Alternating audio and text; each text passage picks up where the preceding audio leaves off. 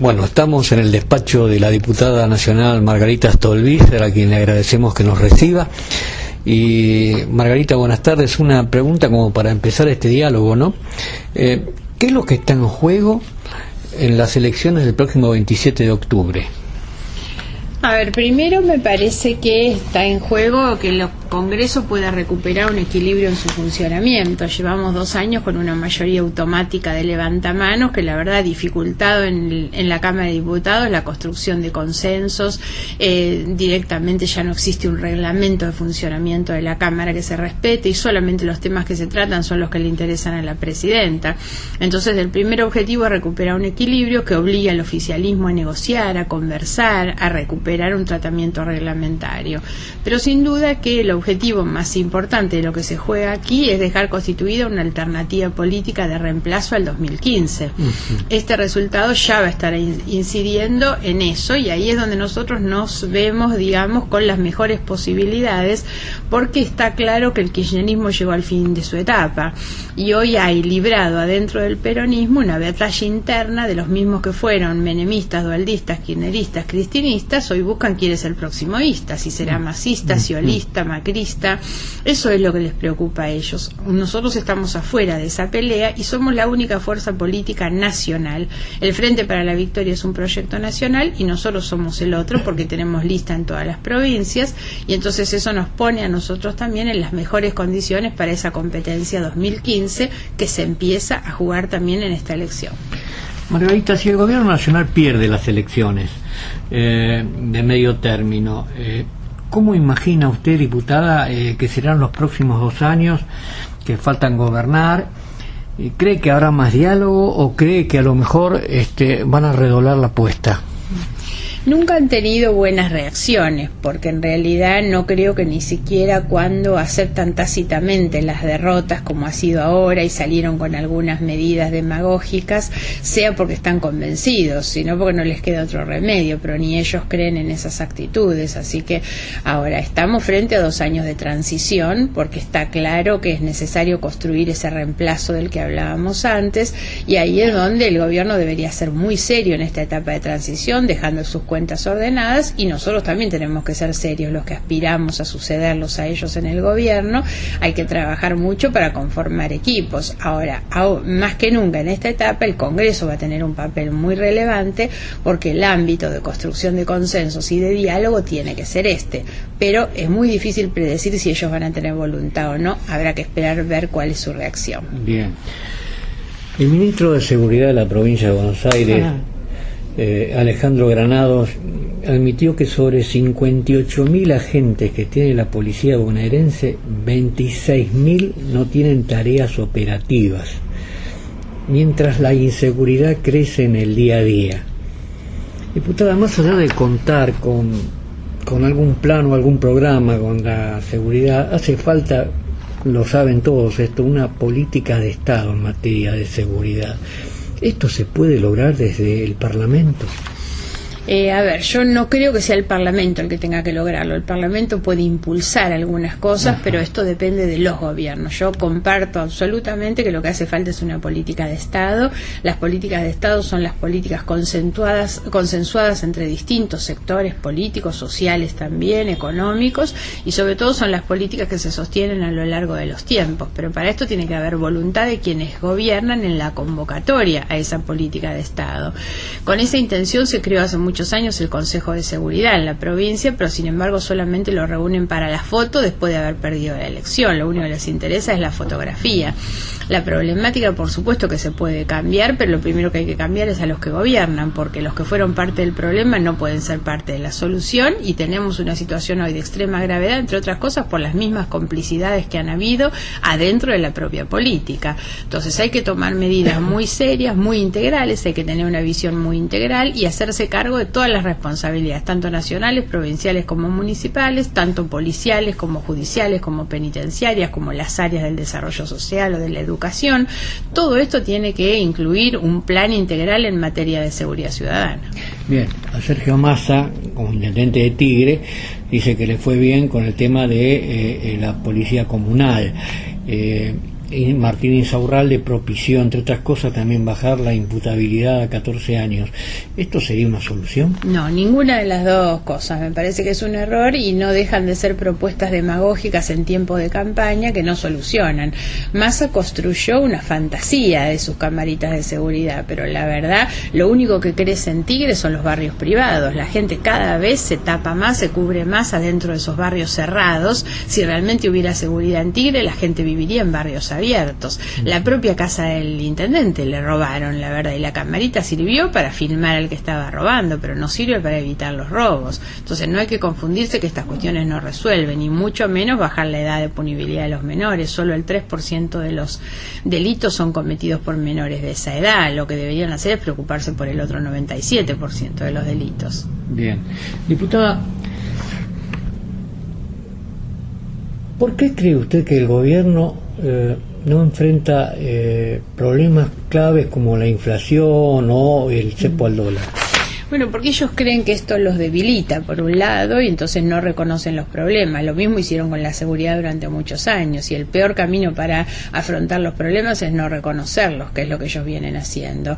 Ellos creen que esto les significa debilidad, pero además atrás de eso siempre hay negocios. Atrás del dólar hay negocios, hay discrecionalidad, hay un manejo clientelar de las decisiones, que quiere decir manejar a los empresarios como manejan a los intendentes, como manejan a los sectores más pobres, para que todos tengan que pasar por el besamano del señor Moreno, que es el que en definitiva tiene la decisión sobre lo que libera o no libera. Ahora, todo esto ha sido una política muy mala para el país en realidad, porque los principales perjudicados son los sectores asalariados, los sectores cuentapropistas, la gente que no tiene defensa frente a la inflación, que se come el salario día a día, ¿no?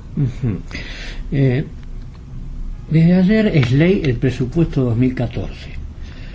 Que incluye la emergencia económica, el impuesto al cheque, el tema. Se dice también que el presupuesto 2014 permitirá importar 5 veces más combustibles sin impuestos para paliar la crisis energética. ¿Cómo lo ve usted?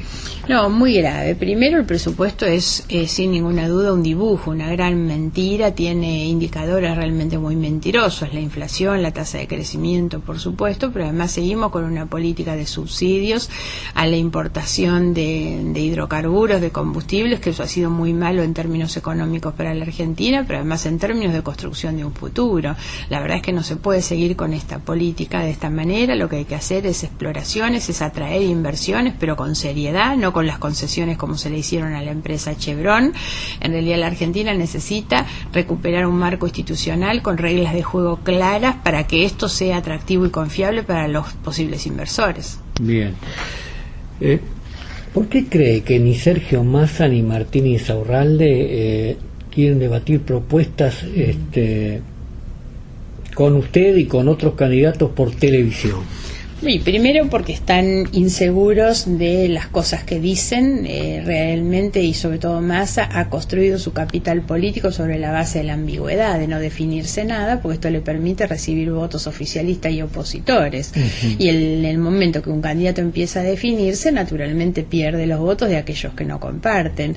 Él tiene la suerte además de que lo pasean todos los canales de televisión de la mañana a la noche, y con eso logra penetrar en determinados sectores sociales, instalar su imagen y hacerlo hoy como un candidato favorito. Entonces eso hace que él se niegue, por supuesto, a debatir con otros, porque tiene menos necesidad que los otros de que la gente lo conozca a través de las cámaras y a través del debate. Pero sin ninguna duda que es una persona, digamos, que es la cuestión más peligrosa, es cuando el ciudadano que va a votar no tiene la posibilidad de obtener la información necesaria para poder elegir con libertad, y lo otro es que es seriamente peligroso, que es lo que va a hacer después cuando ahora no nos lo contó correctamente. Bien, ¿y cuál sería la propuesta del Frente Progresista Cívico y Social para los jóvenes, para el primer empleo joven? Bueno, nosotros venimos planteando desde hace mucho tiempo que hay que primero apostar a una mayor capacitación de los jóvenes para que se queden en la escuela, en el espacio educativo. Hoy tenemos un problema que es la tasa de abandono escolar, que es realmente muy alta, y si no, los chicos que salen con bajos niveles de capacitación. Nuestra escuela hoy no está preparando a los jóvenes como se debe, ni para el mundo del trabajo, ni para la vida en general y para resolver sus problemas o para ingresar a la universidad. Entonces, lo primero que hay que hacer es mejorar los contenidos de la escuela, sobre todo de la escuela secundaria, que es donde el chico adquiere los conocimientos necesarios para un primer empleo. Y después tiene que haber incentivos también a aquellas empresas que emplean jóvenes, pero a mí me gusta más la idea de un joven que trabaja en condiciones de pasante, en empresas que le permiten también abrirse un futuro hacia adelante. O sea, al mismo tiempo tratar de conveniar de coordinar tanto lo que tiene que ver con la educación, con el acceso a conocimientos, a niveles de capacitación profesional, con el trabajo como entrenamiento hasta poder adquirir otro tipo de capacidades. Le pregunto, como diputada de la Nación, estoy viendo que hay un 6% de presupuesto para la educación. Alguna vez ya se lo he dicho a otros funcionarios, a otros dirigentes, a otros diputados y senadores. Alguna vez durante la función de la presidencia de don Arturo Humberto Illia, el presupuesto para la educación era del 23%. ¿Se puede volver a aquellos tiempos? A ver, no hay que confundirse. Primero, nosotros tenemos un presupuesto muy alto, porque tenemos un presupuesto para educación, que es del 6% del PBI. Es el más alto de todos los países de la región. No son pocos los recursos que van a la educación en este momento. El gran problema que tenemos es que nunca se invirtieron tantos recursos con tan malos resultados, porque no se trata solamente de poner plata. Debe haber una educación que tenga los contenidos curriculares necesarios para que la educación sea una educación de calidad. No se trata solamente de la inclusión, sino de la igualdad, y esto tiene que ver con el contenido de la educación. Nosotros venimos planteando desde hace tiempo, entre otras cosas, que había que extender la jornada educativa, entre otras cuestiones que hay que mejorar la capacitación y formación profesional de los docentes, y por sobre todas las cosas tiene que haber metas e indicadores, seguimiento y controles sobre cómo se gastan esos recursos que se destinan a la educación. Porque en los últimos años el 90% de los países evaluados a nivel internacional supera a la Argentina en su calidad educativa, y la Argentina, de haber sido el primer país de América Latina por su calidad educativa, hoy figura sexto o séptimo en realidad, y eso tiene que ver con los contenidos. Entonces no se trata solamente de poner plata, sino de ver en realidad cómo se destinan esos fondos. Bien, diputada, después de tantos hechos de corrupción, ¿qué piensa de la transparencia? ¿Es posible lograrla en algún momento? Por supuesto, nosotros tenemos planteado una propuesta central en materia de transparencia con una cantidad de políticas dirigidas a la transparencia. La primera es una ley de acceso a la información pública.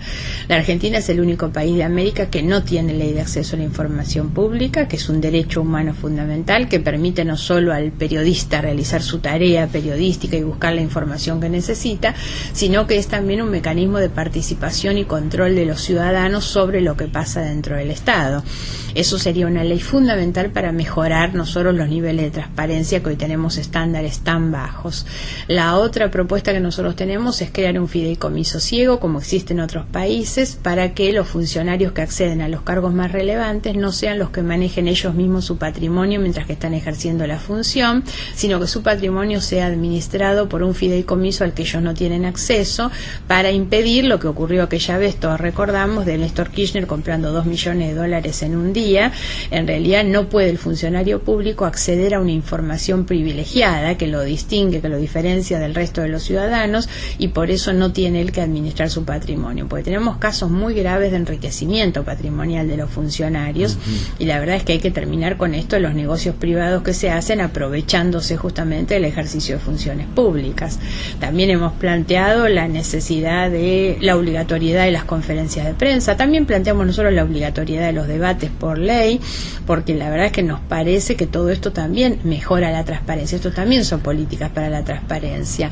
La difusión, la publicidad de la agenda de los funcionarios, de la agenda de los legisladores también. Esto también sirve para transparentar la gestión. Hay muchas cosas que se pueden hacer, pero este gobierno retrocedió. La reforma que se aprobó hace 2-3 meses atrás a la ley de ética pública es un retroceso, porque tiene hoy menos requisitos de los que teníamos antes, muchas menos exigencias y por lo tanto menos transparencia. Bien, la última, y gracias por atendernos. Diputada, ¿cuál sería su mensaje para aquellos ciudadanos, ciudadanas que votaron siempre el PJ en la provincia de Buenos Aires y que hoy están desencantados después de 26 años de justicialismo, siguen viviendo mal, sin progresar o no saben qué hacer el próximo 27 de octubre en el Cuarto Oscuro? Bueno, lo principal, por supuesto, es que la gente tiene que animarse a cambiar.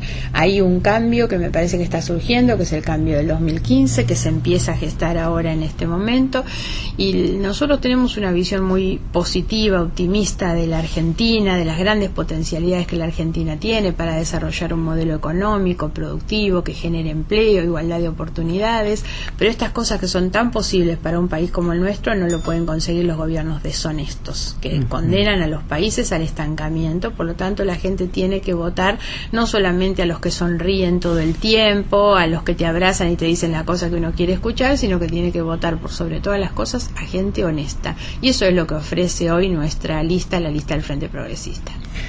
Diputada Margarita Stolbizer, muchas gracias por recibirnos, mucha suerte. Al contrario, gracias Ramón a ustedes. Que pase bien.